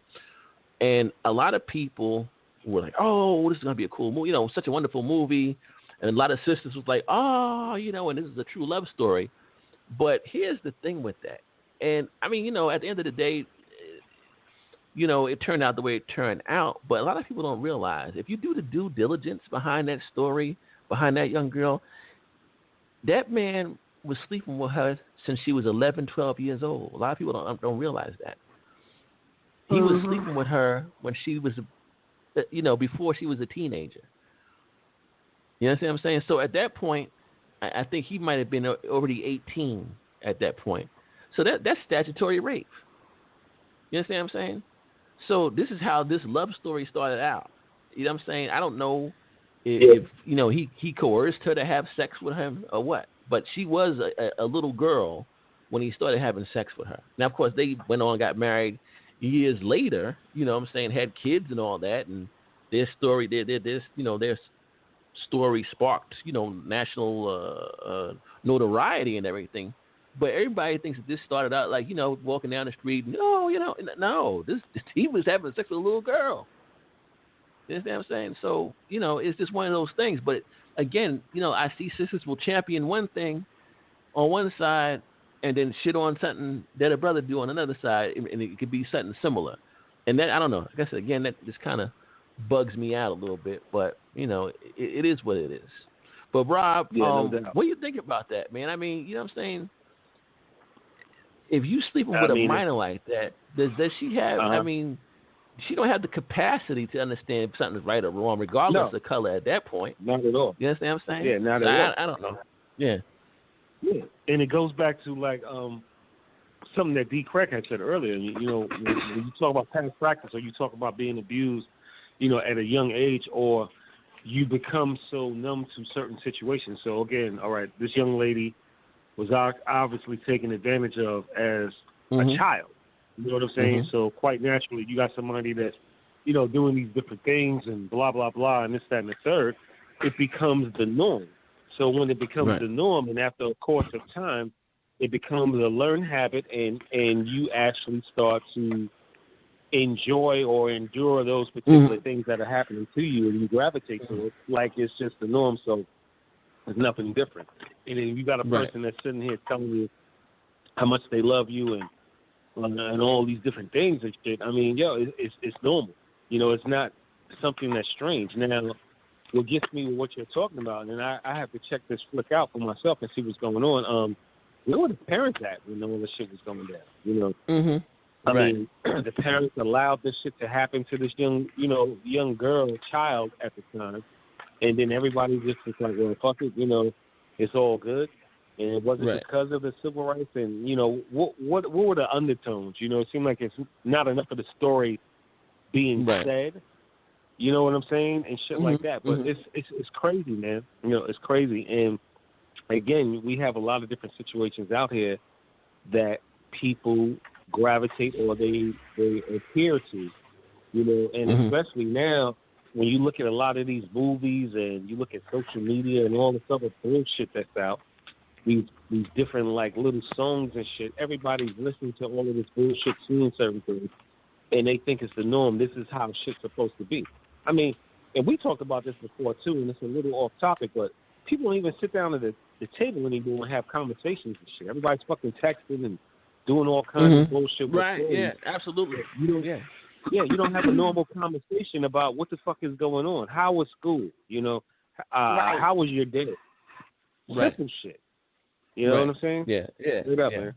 Yeah. We talked about. I remember, Rob, maybe our second season, we had a big thing about cell phones and texting and and stuff like that. Yep. And I think we're losing something. We're losing some of who we are with the ability just to not. You don't have to look at anybody in the eye anymore. You can say some slick shit to somebody in a text or on social media, and so that character of having to stare at somebody and say what's on your mind, we're losing that. Now people break up via text, like I said, or have arguments via text, and it's just bugged out, like, so I don't have to develop that part of me, that part of my character, to get my, I don't know, it's bugged out. I think we're losing part of us with the constant way we deal with each other through social media and technology.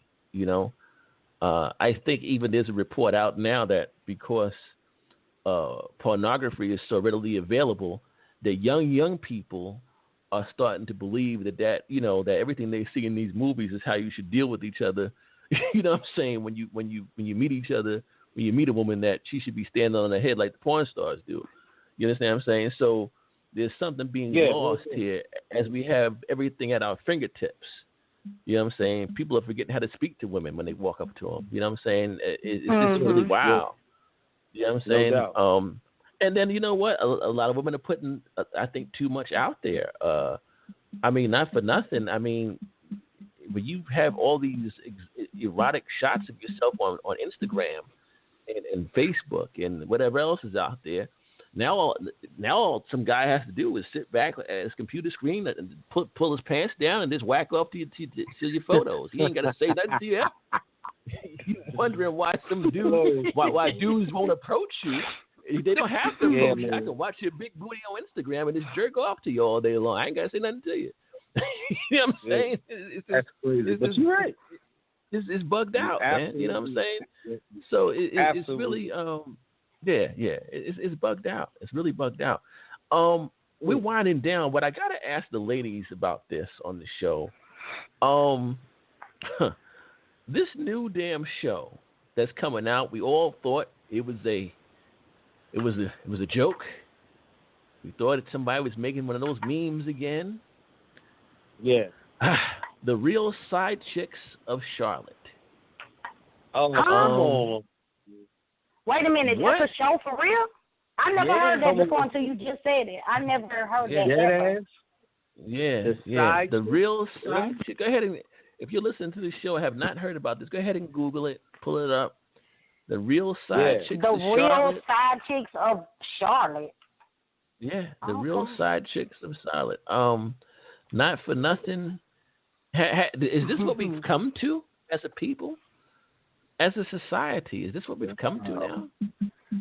I don't know, man. I'm up here stammering because I'm at a loss for words. This is what it's come to. The Real Side Chicks of Charlotte. Holy shit. And 20 minutes, I'm sitting here looking at this bullshit online, and I'm like, are you serious? Yeah, check it out. Go ahead, pull it up. Check it out. This is so look who the side chicks are. Yeah. Well, yeah. They're black women. They're but exactly. how would they be side chicks? Like, how long are they going to be side chicks? Because if they have a show, they're going to be referencing who they're talking about. Like, I don't even know how that show would continue.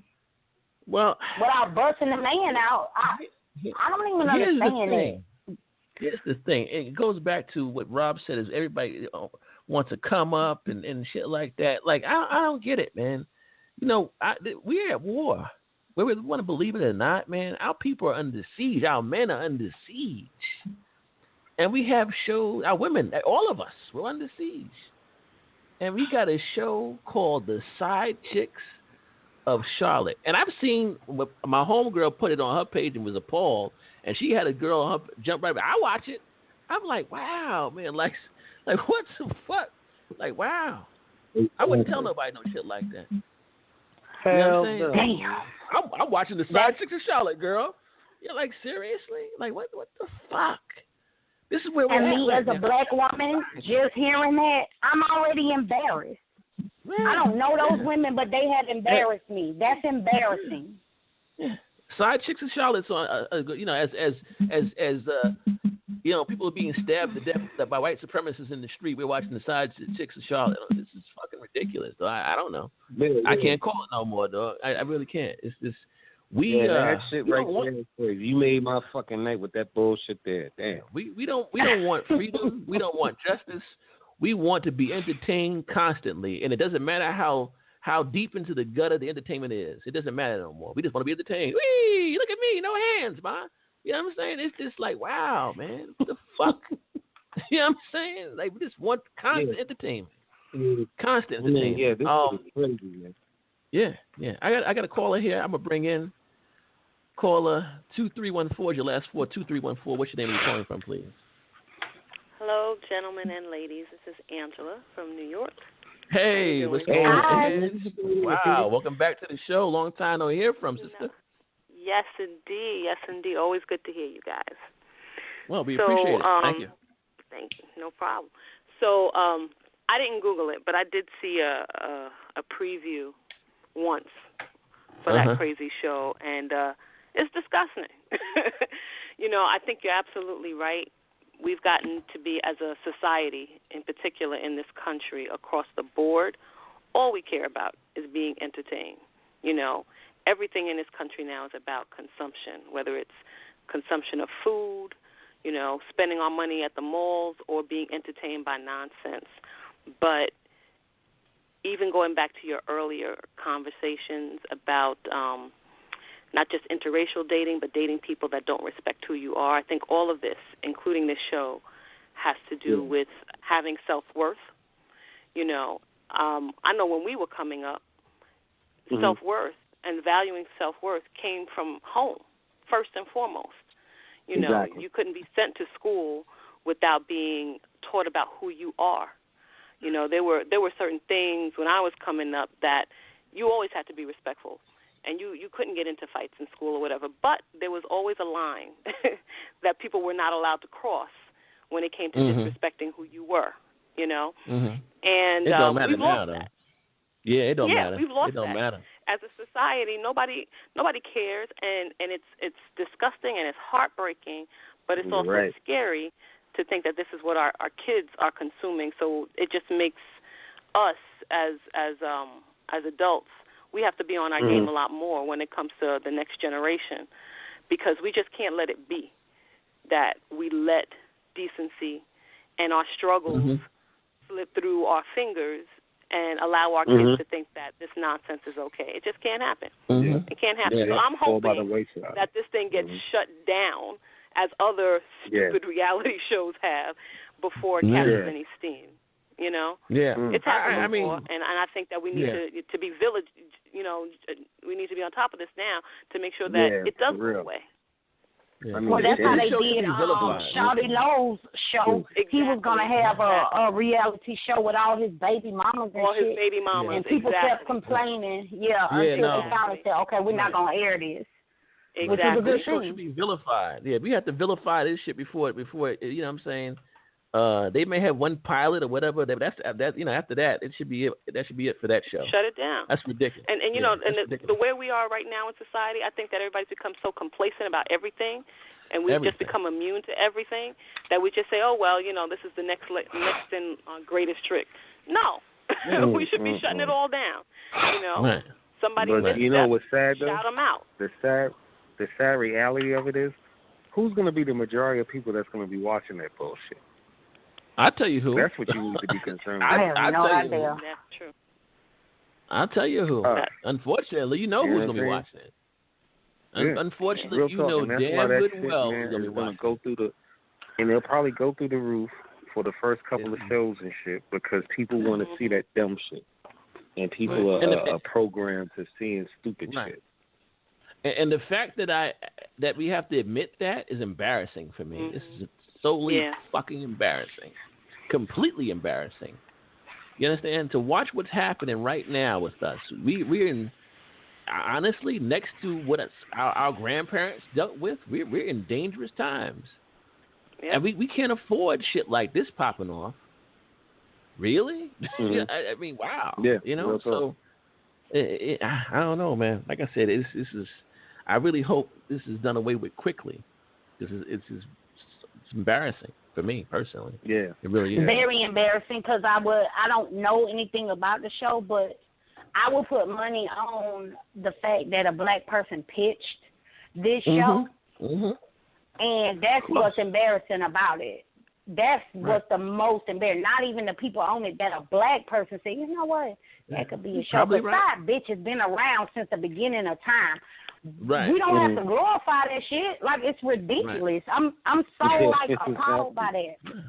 Right. Exactly. Right. Yeah. Well, I mean, you know, we said this a few shows ago. Again, Rob, a few seasons. Didn't we have a show called Side Chicks Winning or something like that? Some shit we had one time. Yeah, something like that. Yeah. A while ago. I mean, I guess.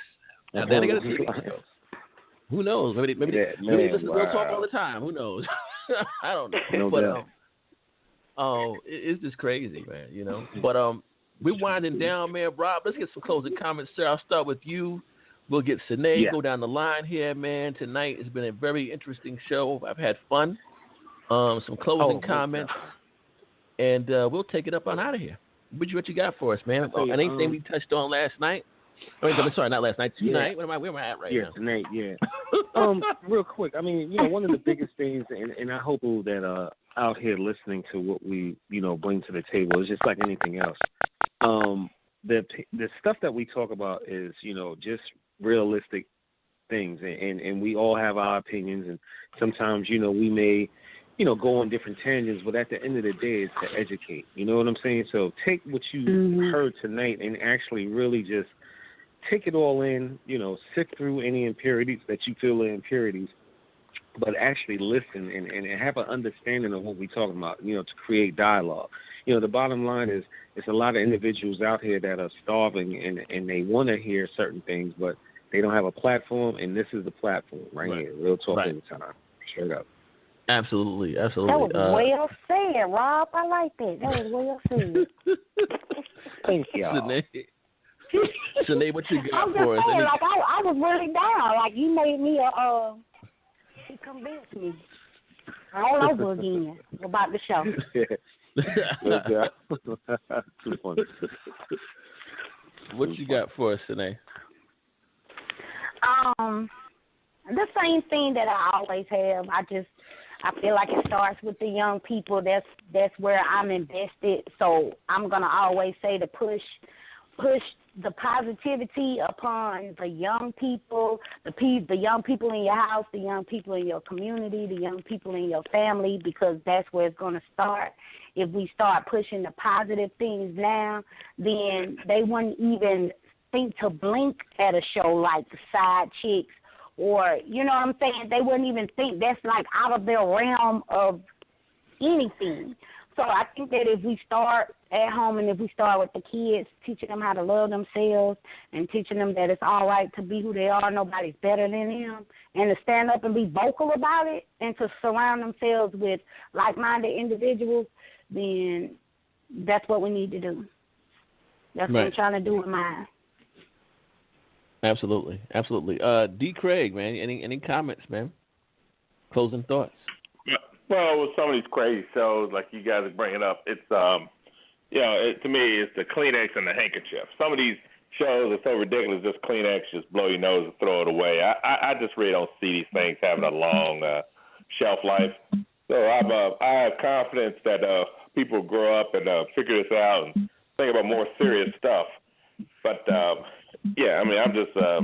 just got to focus on the positives and just everybody just got to focus on when they're raising their kids, just let them know the facts and let them know what's reality and what's crazy and stuff like that. But I'll just keep listening. No doubt. Shell, any closing thoughts or comments?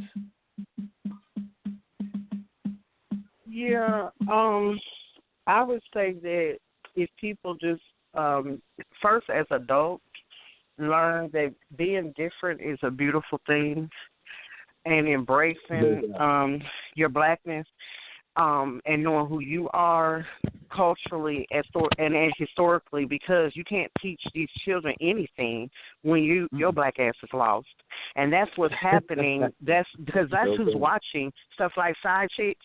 It's grown bitches is watching that. It's not just these teenage girls. They see their mamas and their aunts doing that, and you think that that's cute, and that's a misrepresentation of a woman, a black woman especially. It's just another way to drag. And so you got to really love yourself and teach your children, whether the black or white, quit looking up to as for white men as the authority and white women as the trophy. Look within yourself, and you got to teach your children that, but you can't do that if you hating on yourself. And I see it all the time on Facebook, grown-ass people who don't love themselves. So that's why these kids are lost. Yeah. Wow. Okay. I appreciate that comment, by the way. Leah and then Angie. Leah, what you got for us, my sister? Yeah, I also just want to say real quick, I had an opportunity to do some substitute teaching, and I was in between jobs, and I was very conscious of going into the school system to target, or not necessarily, I don't want to make it sound negative, but I wanted to make sure that I showed love, especially to those individuals that weren't African American, as equally as I would our own, to let them know that, hey, there is love here, because we all have a responsibility to teach our youth, no matter what color they are, to love. So that's important. And then hopefully that will help diminish some of this. I hear you. Error. Okay. All right. Fair enough. Ange, I'll let you rock, and then I'll make some closing comments. Well, first, I want to co-sign on everything that everybody has said so far. Again, education is key. How we're educating our children at home is important, but also how we carry ourselves is equally as important. When you think children, and not just children, young people, that are in their 20s even, are watching what we do. They're watching how we respond to things that we're seeing on television, on social media or whatever, because that, they're playing around now, and they're young now, but eventually they know they're going to get where we are. And are we providing the right pathway and the right groundwork for them? You can always have a good time, but you also need to, again, know yourself. You need to be reaching back and teaching those behind you and providing a positive image so that they will do the same. We need them to do the same. So, again, I co-sign on everything that everybody else said as well. Right. No doubt. Okay. And I just want to say real quick, time is winding down. I just want to say, man, self-love, man. You can't love nobody else until you love yourself first. And so much of this has been programmed, and we know why, and it's been done by design. But somehow, some way, we're gonna have to try to re-brainwash ourselves the correct way, reprogram yourself the correct way, and that starts with some self-love, self-dignity, self-respect. Everything does not fly. Everything doesn't have to fly. You don't have to co-sign every crazy idea, crazy ass, whatever the hell's going on because everybody else is following behind that shit. So I think that comes with some dignity, integrity, and some self-love and self-respect. I think we lost that. Most of us were brought up with it somehow or another. This next generation, I don't know what happened, but we got to get back to some self-love. And I just want to say, not for nothing, but we got 3 more shows left for this season. We'll be taking the summer off, so June 27th will be the last show for this season. We'll be back again in September after that show. We're going to take a break charge. Are we going to do a live show in July? Yeah, you know what? We will work on a live show. Yeah, we'll work on a live show where you can actually see us, hopefully, coming up here over this summer. We're gonna try to get that done. But we will still be active via our YouTube channel and things like that. Yes. We'll still be doing some videos and sharing some thoughts because a lot of times while we're off season, a lot of stuff pops off and we don't comment about it. So we're going to be still making comments and making some observations through YouTube videos and little video vlogs here and there. But I'll be, I'm going to try to go ahead and realign my chakras and shit like that, get my meditation on this summer. Get myself together. And all that good stuff. So we'll check you guys out, guys and girls, men and women. And of course, you know what? Yeah, my coons and you guys out there listening to the show too. We appreciate you. We'll be back next week. We'll be back. Catch us next Tuesday, 7:30 to 9:30. This is Real Talk all the time. We out of here. God bless. Peace. Good night. One love. Night. Excellent.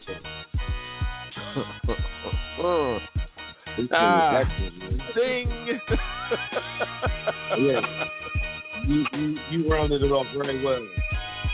And you coons out there. We got love for your coon ass too. Rob, it's good to have you back, man. Good to have you back tonight. It was on point. Yes, sir. On point, sir. On point. Yeah. Well, brother, peace and blessings, man, and we'll chop it up again next time, sir. We out of here, everybody. Good night. Peace out.